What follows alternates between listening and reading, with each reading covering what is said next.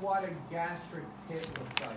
It's not really a villi, it's not sticking up. And you can almost see on here, well, you can see a layer of mucus that kind of comes across and coats it. But the pits are down here, and these are where the cells are. Now, for lab, I'm not going to ask you that, but lecture. Parietal cells make HCl and intrinsic factor. Chief cells mainly pepsinogen. You'll read they also make gastric lipase, but I'll question you about the pepsinogen. It's a zymogen. It has to be cleaved. Acid does that. So this here is stomach with the gastric pits. Here's a duodenum.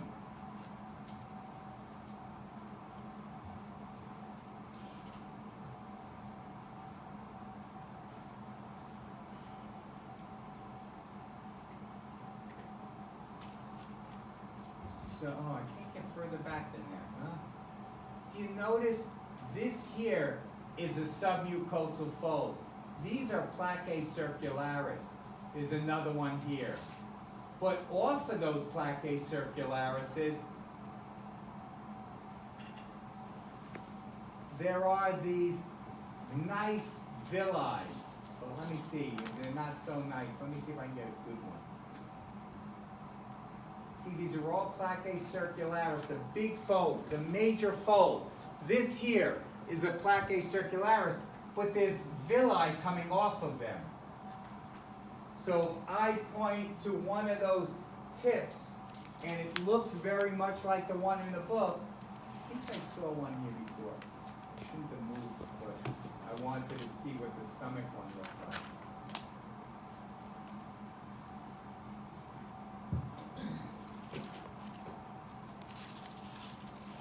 I had a good villi that wasn't ripped apart too much. This one right here is not ripped apart too much. This right here, if I point to that, that's a villi. Not a microvilli. I can't see microvilli.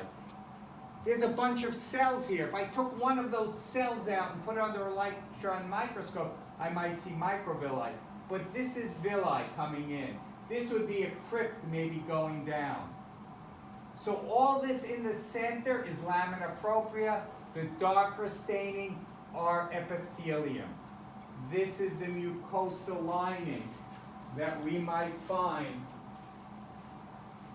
in the small intestines, especially the duodenum and jejunum. In the ileum, it starts to flatten out. There's less digestion going on.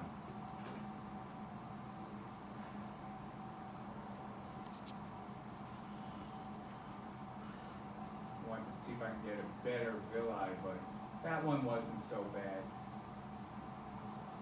These aren't so bad over here.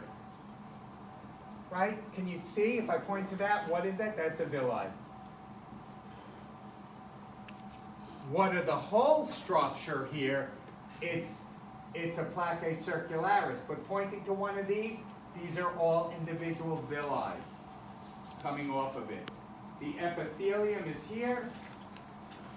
The lamina propria, loose connective tissue, is underneath. This here is submucosa.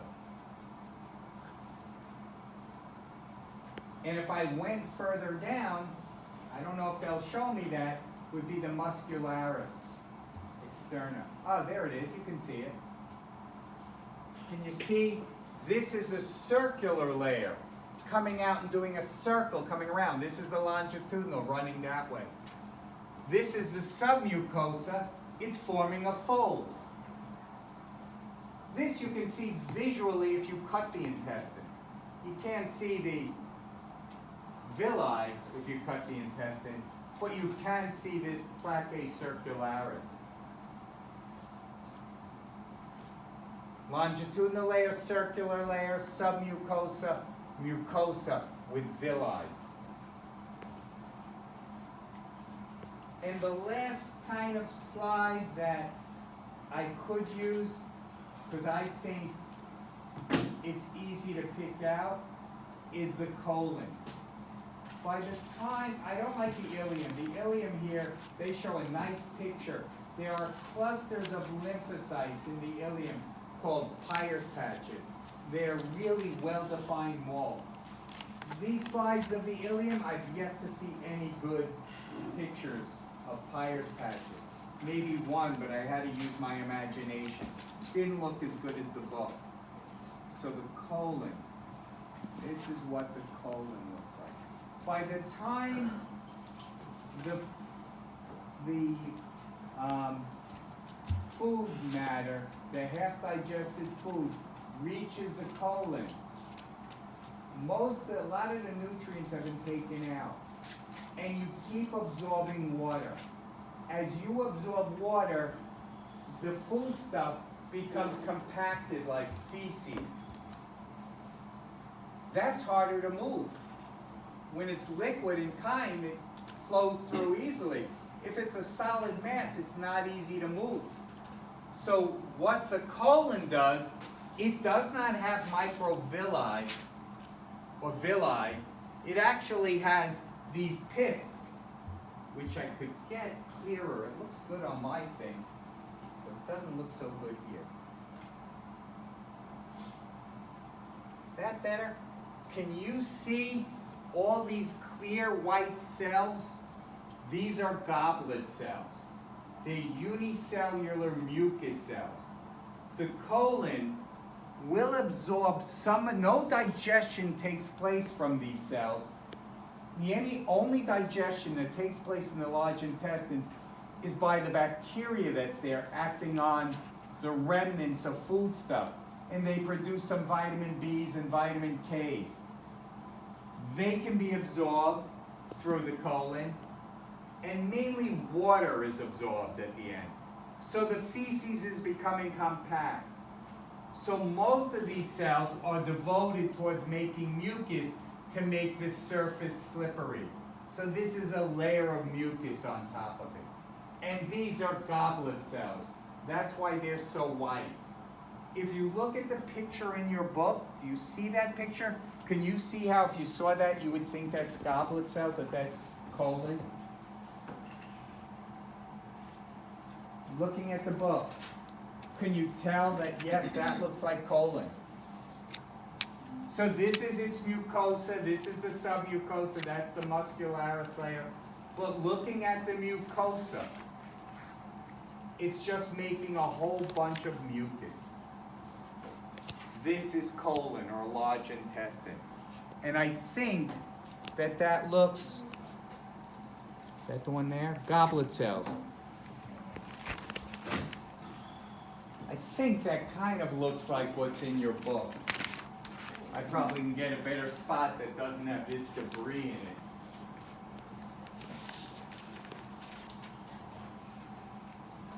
But villi and colon with goblet cells,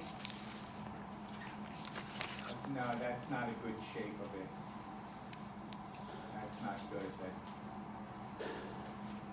That was better where I am, or better here. What does this look like on that?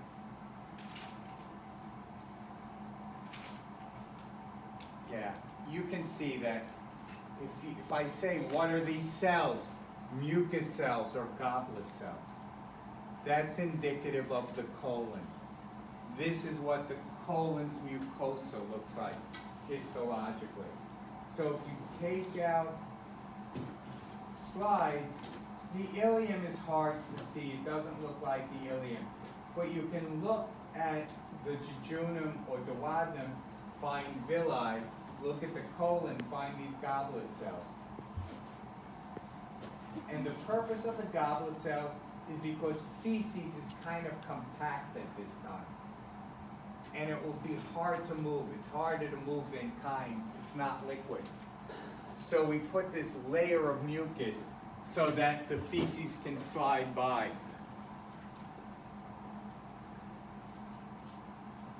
And the only main thing that takes place in the colon as far as digestion goes, absorption goes, we absorb a lot of water there. Sometimes if you have an irritation of your colon and the feces matter, the food matter, comes through here very fast, you don't get a chance to absorb most of the water out of it. What is that? Okay. When you have feces that's very loose, diarrhea. So, irritation of the colon will cause diarrhea. If it stays there too long, the feces will harden. And then it will be harder to pass. Too fast and diarrhea. So you take Imodium to slow it down. Immobilizes the colon.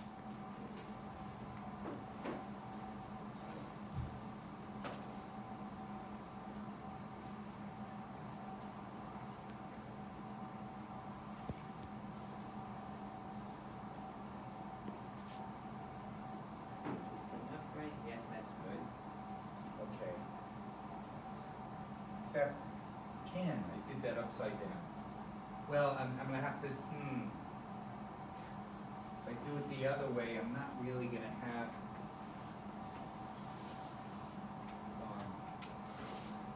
How far up can I get this? Let's see.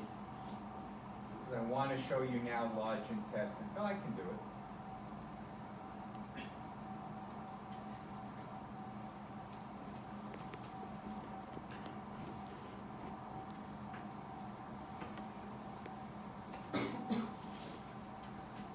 So the stomach has been taken away. Oh, stomach's up there. Here's the rugae of the stomach. Part of the top of the stomach is off. Here's the greater curvature. Pancreas, main pancreatic duct. So that major duodenal papillae would be here. The duodenum is retroperitoneal. It's only like a foot long. You got several feet of jejunum, several feet of ileum. So jejunum is probably shown here as the darker red, the paler is the ileum, because coming out here is the ileum into the ileocecal, through the ileocecal sphincter. This is the cecum, that's the appendix coming off the cecum. This strip is a strip of longitudinal muscle.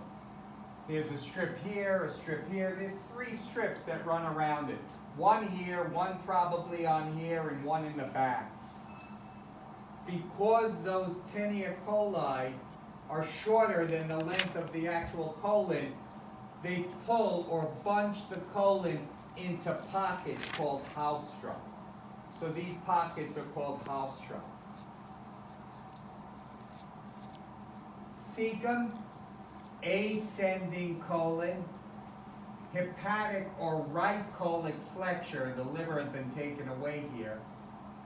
Right colic flexure, transverse colon, left colic flexure, here's the spleen, or splenic flexure, into the descending colon. From here we go into the sigmoid colon and into the rectum.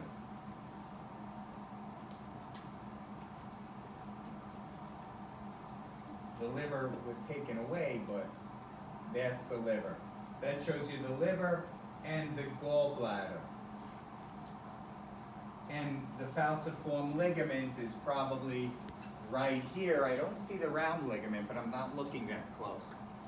Coming through here, somewhere here is a round ligament. They used to be the umbilical cord. This is the hepatic portal vein coming in. The hepatic artery coming in over there.